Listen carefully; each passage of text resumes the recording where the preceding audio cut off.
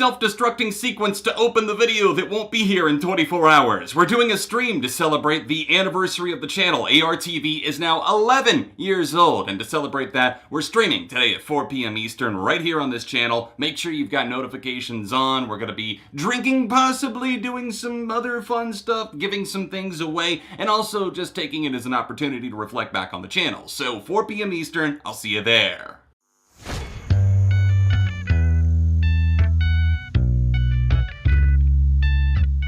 Hi neighbor, welcome back to the 1-year anniversary of me calling you the viewer neighbors and the 11th anniversary of this channel, ARTV. As most of you know by now, I launched this in my bedroom when I was 17 years old, and now each year I try to find a way to celebrate that date with something related to my origins with music and this channel. Today I felt it would be appropriate, since this 11th anniversary has so many ones in the title, to finally give you guys a redemption review for the sophomore album 1X by the rock band 3 Days Grace, aka the first band I ever reviewed on what was formerly known as Album Review TV. I originally covered this album in 2013, immediately following their original frontman's departure, and it's a truly horrible review. So let's do this thing justice by actually talking about the music.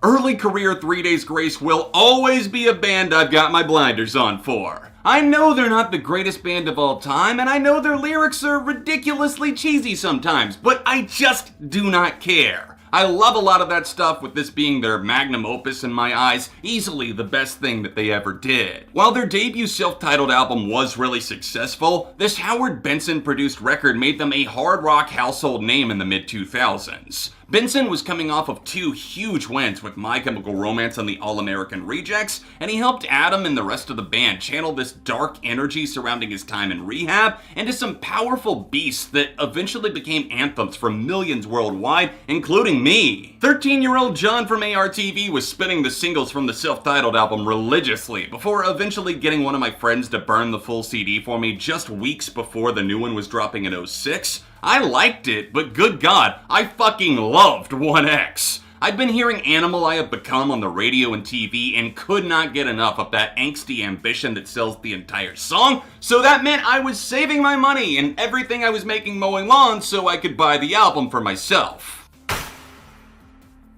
Songs here range from loud and anthemic to vulnerable and concerned with 1X, kinda masterminding this weird spot in between the mainstream charts and what was popular in hard rock at that time. It's aged significantly better than most would have probably expected it to, and I think a lot of that can be attributed back to its honest, albeit slightly clumsy lyrics that float out all of Adam's inner demons out on display. Instantly recognizable guitar moments get your blood boiling each time you come back, and while I definitely hear that argument about it feeling overproduced and maybe the bass being too muddy in the mix or lifeless or whatever, I really just kinda shake that off. It's almost like I don't even hear it, considering how much of a personal connection I have to the record. Most of the track list battles the feeling of being jaded on life due to your addiction causing tension with your loved ones, but I kind of feel like this album blew up and connected the way it did because of its universal relatability, whether it's addiction, depression, cheating, or really anything else you've been hurt by in your own journey, it's gonna land at least on one page. For better or worse, you're getting a really straightforward album that doesn't hide behind too many metaphors or anything like that. They space out the flow well enough that you don't get totally sick of the hard-rocking bangers, but they also carve out plenty of time for there to be a spotlight on other members of the band outside of Adam Gontier.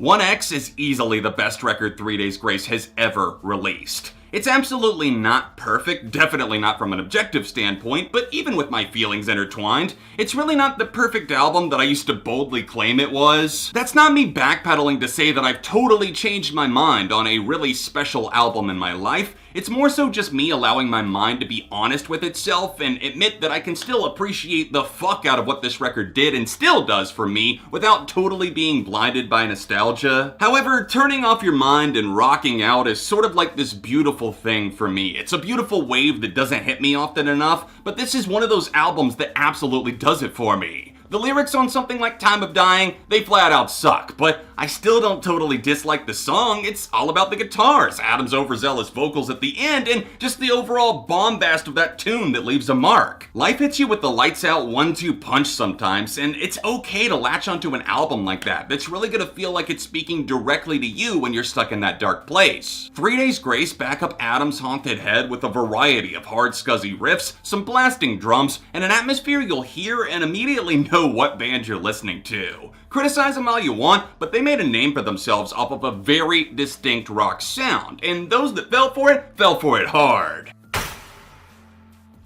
It's All Over isn't just an album opener, it might just be my favorite song overall on 1X. It's a brilliant cliffhanger to really get the juices flowing, featuring this really intriguing guitar feedback to open the track up, before cutting the tension with ripping riffs that hit like a boxing glove to the face. Adam's anger is just so contagious, and you're instantly invested, plus of course this hook is so shout-along worthy, aided by some loudmouth guitars and a creeping groove in the verses. I don't think a ton needs to be said for Pain at this point. You most likely know this song even if you're not that into 3 Days Grace. It was literally all over the radio for a few years. In fact, I heard this on a rock station earlier this year. It's still going strong. Repetition definitely drives me a little bit crazy with the way that the chorus is lined up, but the ferocious bridge combined with that almost whispered vocal filter on the verses that Adam was kind of known for make this one kind of impossible to hate. Non-stop plays of the lead single Animal I Have Become soundtracked my own coming-of-age story, leading to scream-alongs in the shower and air guitar performances on car rides with friends. The second you hear that sinister bass groove, you just fall in line, and the remainder of that chorus is just a constant reminder of not only Adam's own self-hatred, but of course more so of their ability to construct a ridiculously memorable chorus that's probably among the greatest they ever penned. On a rock album like this, you're probably expecting the token ballad to be a gimmick you'll want to skip over every time. Never Too Late proved to work against the grain and remains one of the most emotionally raw tracks of their career, alongside the likes of Last to Know and Home. An acoustic guitar start paired with Adam's plea to hold on to life feels genuine, and that can be hard to nail down in this overcrowded mainstream rock genre, but they really make it work in a very palpable sense. Another track vying for the crown comes next with On My Own.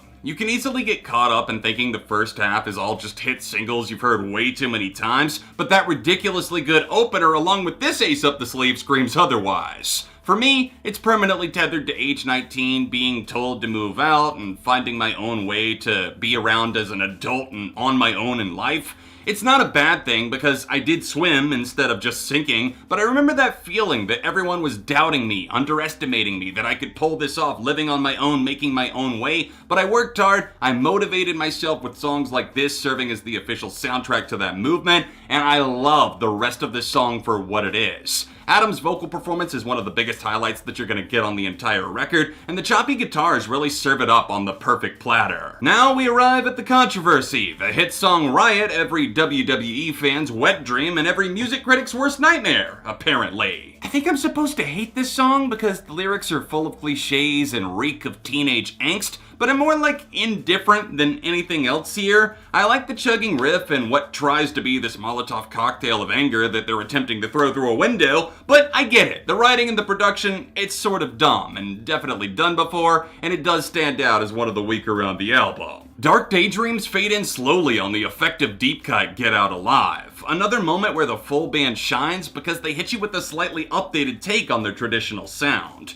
They don't fully cut loose until the halfway mark, and I'm not denying that the first half really keeps you in suspense. I love that, but once you fully get there, the back and forth is unbelievably fun to headbang the demons away too. Let It Die can sort of feel like a turning point in the record in a negative way, considering I don't come back to this one nearly as much, but I also just feel more indifferent to the lyrics, which is a recurring problem from this point forward. Barry is definitely ripping into it, which is great for the guitars, and I hear the effort from him and even vocally from Adam, but the drums and the bass and really the overall stylization of the song, it can feel way too predictable for repeat listens. Possibly the biggest standout in this home stretch is Over and Over, a dizzying overdose of forbidden love that begs the question, why do I keep coming back to this person? I know I'm not gonna get this right, and we're not on the same wavelength here, and you know in your heart that it's not right. Yet, Poor little old me went through several of these situations with girls, so while I do love the music and the structure of the song, especially the hook-fueled chorus,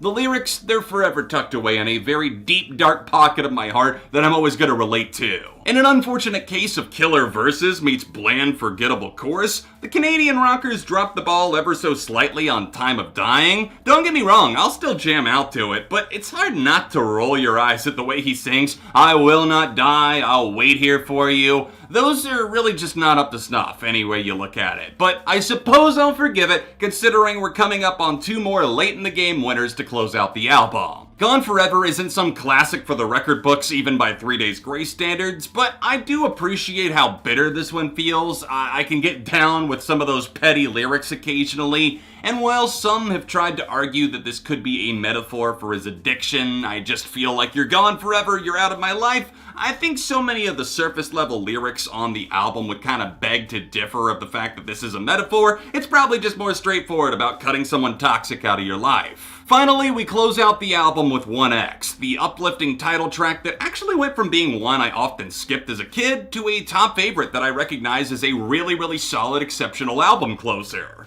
There's a great energy leading into the hook, which I feel is really fierce. It's almost like this wind that's pushing you to whatever your goal might be, before ultimately just kind of winding down and leaving you on a positive note that was really desperately needed after such a long journey out of negativity. Seeing the beauty in the process of healing, whether that means breaking an addiction to alcohol or painkillers, letting go of a toxic partner, whatever. That's the whole spirit of 1X in a nutshell. You could go into this expecting to sail the 7 seas on a turbulent ship that puts you right there in the action, or realistically, you could see it as a ship in a bottle that's sitting on a shelf at your grandpa's house. You go up and you ask him about it, and there's a story behind how that ship got in there.